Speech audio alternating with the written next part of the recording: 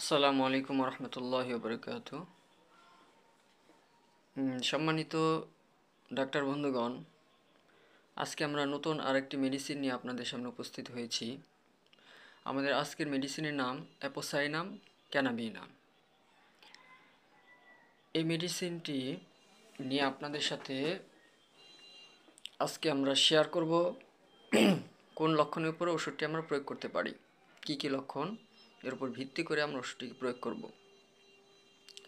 প্রত্যেকটি মেডিসিনের নিজস্ব কিছু লক্ষণ রয়েছে। সেই লক্ষণগুলো অবশ্যই আমাদেরকে আত্মস্থ করতে হবে, মুখস্থ করতে হবে এবং আমাদের উস্তাদদের মাধ্যমে সেই লক্ষণগুলো কীভাবে প্রয়োগ করা হয় সেগুলো দেখতে হবে। তা না হলে কিন্তু আপনারা মেডিসিন পড়ার পর একটির সাথে আরেকটি গুলিয়ে ফেলবেন। সেক্ষেত্রে আপনাকে মেডিসিনের মূল লক্ষণগুলো পড়তে হবে, একটির সাথে আরেকটির লক্ষণকে পার্থক্য করার জন্য চেষ্টা করতে হবে, সেই বিষয় লক্ষ্য রেখে পড়তে হবে এবং সেই মেডিসিনটি আবার উস্তাদগণ কীভাবে প্রয়োগ করে সে বিষয়টিও আপনাদের হাতে কলমে দেখতে হবে। তা না হলে ওষুধটি প্রয়োগ করা আপনাদের জন্য খুবই কষ্টসাধ্য হয়ে যাবে। আচ্ছা, আমরা অনেক কথাই বললাম। তো অ্যাপোসাইনামের মূল বক্তব্য হচ্ছে ওষুধটি তেমন একটি গভীরভাবে কার্যকারী কোনো ওষুধ নয়, আর ওষুধটির প্রয়োগ খুব কম হয়। ওষুধটি তবে যেখানে লাগে, প্রয়োজন হয়, সেখানে কিন্তু এটি ছাড়া খুব একটা ভালো কাজ হয় না। তো অ্যাপোসাইনামের প্রথম কথা হচ্ছে শোথ, যে কোনো প্রকারের শোথ এবং সাথে থাকে উদরময়, অর্থাৎ কিছুদিন শোথ থাকবে, দেখা যাবে শোথগুলো কমে গেছে, আবার উদরময় শুরু হয়ে গেছে। এরকম পর্যায়ক্রমিক একটি লক্ষণ অ্যাপোসাইনাম ক্যানাবিনামের ভিতরে থাকে। আচ্ছা, শুধু পর্যায়ক্রমিক লক্ষণ দিয়ে তো আর সিলেকশন করা যাবে না, আরও কিছু লক্ষণ আপনাদেরকে মনে রাখতে হবে। সেটি হচ্ছে অ্যাপোসাইনামের যখনই শোথ দেখা দেবে তখন সমস্ত স্রাব কমে আসবে, প্রস্রাব, পায়খানা, মিন্সের অবস্থা থাকলে তখন মিন্স কমে, রক্তস্রাব হবে না। তারপরে আরও যত দাঁড় দিয়ে স্রাব আছে, যেমন নাকের কারো সর্দি থাকে কিন্তু আপনার প্রায় সময় তার নাকে সর্দি স্রাব থাকে, কিন্তু শোথ হলে আর সর্দি স্রাব থাকে না। তো তার মানে হচ্ছে তার যত দাঁড় আছে, মানে যেখান দিয়ে স্রাব বের হয়, সমস্ত স্রাব বন্ধ হয়ে যাবে যখন শোথ হবে।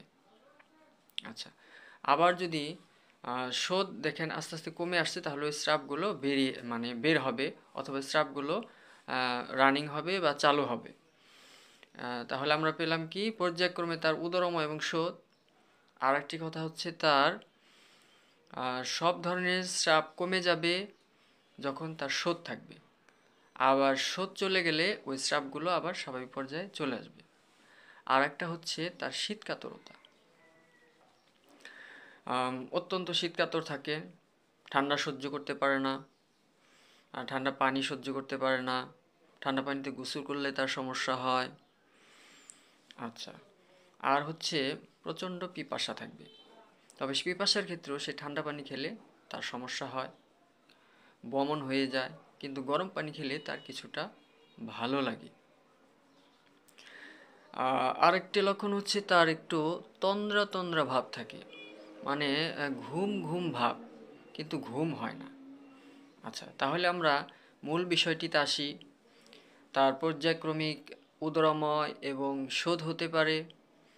আচ্ছা, যখন শোধ হবে তার সমস্ত স্রাব কমে যাবে, প্রস্রাব হোক, পায়খানা হোক, যে কোনো স্রাব, রক্তস্রাব হোক, কমে আসবে। তার প্রচণ্ড শীতকাতরতা থাকবে, ঠান্ডা পানি, ঠান্ডা ওয়েদার, ঠান্ডা আবহাওয়া কোনো কিছু তার সহ্য হবে না। আর একটু গরমে থাকলে একটু গরম পানি পান করলে তার ভালো লাগবে, আর ঠান্ডা পানি পান করলে তার বমন হতে পারে, আবার অন্য পেটেরও নানান ধরনের সমস্যা হতে পারে। আর তার একটা ঘুম ঘুম ভাব থাকবে, সেটা হচ্ছে প্রায় অনেকটাই অ্যান্টিমটার্টের মতো, মানে একটা তন্দ্রা তন্দ্রা ভাব। আর রোগী চুপচাপই থাকার চেষ্টা করে। এগুলো হলো মোটামুটি অ্যাপোসাইনাম আপনার প্রয়োগ করার মূল লক্ষণ। আচ্ছা, এখন আম, এই লক্ষণের উপর বেস করেই এই লক্ষণটুকুই আপনাদেরকে মনে রাখতে হবে। এই যে লক্ষণগুলো সিরিয়ালি বললাম, আহ, এই লক্ষণগুলোর ধরেই সমস্তগুলো প্রয়োগ করে আপনাকে অ্যাপোসাইনাম প্রয়োগ করতে হবে। আচ্ছা, এখানে অন্যান্য আরও নানান ধরনের ওষুধের সাথে ভ্রম হতে পারে, সেই বিষয়টা আমরা সামান্য একটু আঁচ করার চেষ্টা করব। তা না হলে অ্যাপোসাইনামের সাথে ওই ওষুধগুলোর ভ্রম হতে পারে বা আপনাদের ভুল হতে পারে।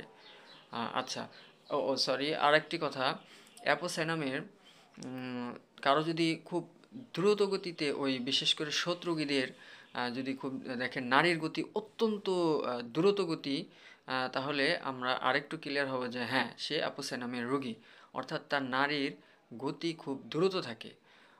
যে সমস্ত রোগীদের নাড়ির খুব গতি দ্রুত, তাদের ক্ষেত্রে আপনারা অ্যাপোসাইনাম প্রয়োগ করে দেখতে পারেন কি রেজাল্ট আসে। আচ্ছা, যেমন ধরুন অ্যাপিসমেল, অ্যাসিটিক অ্যাসিড, এ দুটির সাথেই এবং আর্সেনিক, এদের সাথে এই ওষুধটার সাথে একটা ভ্রম হওয়ার কথা বা ভুল হতে পারে। তো সেই কারণে আমরা তার সাথে পার্থক্য কী সেটা জেনে নেব। সেটা হচ্ছে অ্যাপিসমেল, তারও শত্রুক হয় এবং সে থাকে গরম কাতর। আমাদের অ্যাপোসাইনাম কিন্তু শীত কাতর। আচ্ছা, অ্যাপিসমেলের কোনো পিপাসা থাকে না, আর অ্যাপোসাইনাম ক্যানাবিনয়ের প্রচুর পিপাসা। আচ্ছা, তাহলে দেখুন মোটামুটি এখানে পার্থক্য হয়ে গেল, পিপাসাহীন আর প্রচুর পিপাসা। ও গরম কাতর, শীত কাতর। ও ঠান্ডা প্রয়োগে অ্যাপিসমেল আরাম বোধ করে, গরম প্রয়োগে অ্যাপোসাইনাম ক্যানাবিনয় আরাম প্রয়োগ করে। একেবারে ক্লিয়ার। আচ্ছা, আর আর্সেনিক, আর্সেনিকেও আপনার পিপাসা আছে, শীত কাতর। তাহলে অ্যাপোসাইনামও পিপাসা আছে, শীত কাতর, একটা ভ্রম হওয়ার কথা শোথের ক্ষেত্রে বা অন্য যে কোনো রোগী হোক। না, আর্সেনিকের ছটফটানি থাকবে, মৃত্যু ভয় থাকবে, এবং সে একেবারে অনেকটুক পানি পান করতে পারবে না, একটু একটু একটু করে পানি পাবে, এবং তার ভিতরে একটা মারাত্মক অস্থিরতা কাজ করে। কিন্তু অ্যাপোসাইনামের ওই যে তন্দ্রা তন্দ্রা ভাব, অস্থিরতার পরিবর্তে সে একটু তন্দ্রা তন্দ্রা চুপচাপ থাকতে চায়। অ্যাসিটিক অ্যাসিড, এই অ্যাসিটিক অ্যাসিডও শত্রুকে খুব ভালো কাজ করে, তো তার সাথে ভ্রম হতে পারে। অ্যাসিটিক অ্যাসিডের সাথে পার্থক্য কি? অ্যাসিটিক অ্যাসিড শীত কাতর, অ্যাসিটিক অ্যাসিড হচ্ছে গরম কাতর, আর অ্যাপোসাইনাম ক্যানাবিনম শীত কাতর।